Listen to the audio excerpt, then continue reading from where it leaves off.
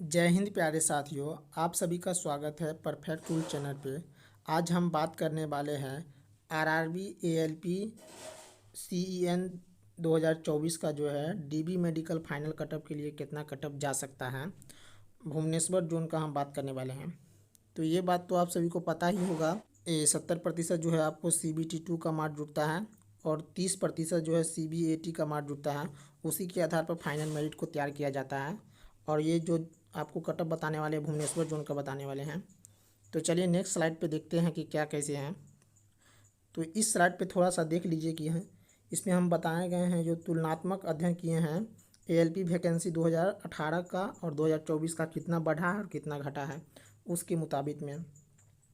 तो देखिए 2018 में जो है आपको एएलपी का यूआर में 136 था और इस बार 2024 में कितना गया है वैकेंसी 412 और टोटल कितना बढ़ा है तो 276 वैकेंसी बढ़ा है। उसी तरह से एससी में भी देखिएगा तो 2018 में 45 था और 2024 में 141 और बढ़ा है कितना तो 96 वैकेंसी आपको बढ़ने का देखने को मिला है।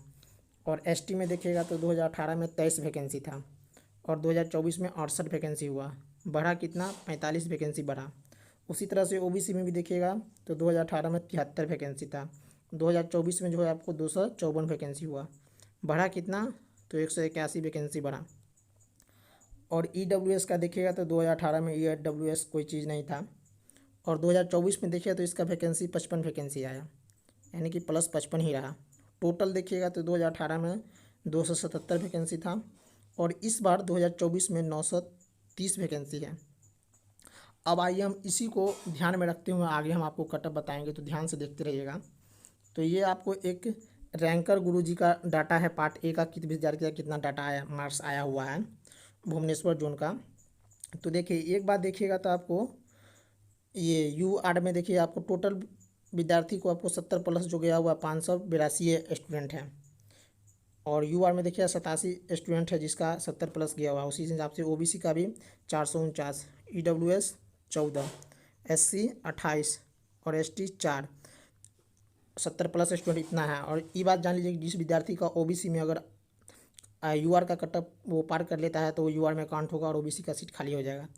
ये हम आप एक झलक बता दिए किस विद्यार्थी का कितना नंबर है और अच्छी तरह से आप बताते हैं। इसको भी एक बार देख लीजिए कि भुवनेश्वर जोन का जो है आपको CBT2 का यानी कि CBAT के लिए बच्चा को कितने पे बुलाया गया वो भी देख लीजिए। तो यूआर में जो है आपको 61.11 पे बुलाया गया है और एससी में देखिएगा तो 30.00 पे और एसटी में 28.148 पे बुलाया गया, ओबीसी में 50.37, ईडब्ल्यूएस में 40.37। इसको हम इसलिए दिखा दिए आपको कि एक आपको हम जो कटअप बताने वाले तो आपको समझने में अच्छा जानकारी होगा। तो चलिए अब नेक्स्ट स्लाइड पे देखते हैं कि इसमें हम आपको बताए हैं कि 2018 को कंपेयर करके 2018 में कितना वैकेंसी था और कितना कटअप गया था और इसी को एक्सेप्ट करके 2024 में कितना जा सकता है उसको हम बताए हैं। तो देखिए यूआर में जो है आपको 2018 में 71 से 72 गया हुआ था कटअप, ओबीसी में जो है आपको 69 से 70 गया हुआ था 2018 में, एससी में जो देखिएगा तो 63 से 65 गया हुआ था, एसटी में 57 से 89, ईडब्ल्यूएस उस समय लागू नहीं था इसलिए इस समय ईडब्ल्यूएस का नहीं दिखा रहा है। और 2024 का देखिएगा कटअप तो देखिए यूआर में जो है आपको 72 से 75 जाने की संभावना है। इसमें जो आप है प्लस माइनस हर एक कैटेगरी में 2 या 3 करके चलिएगा।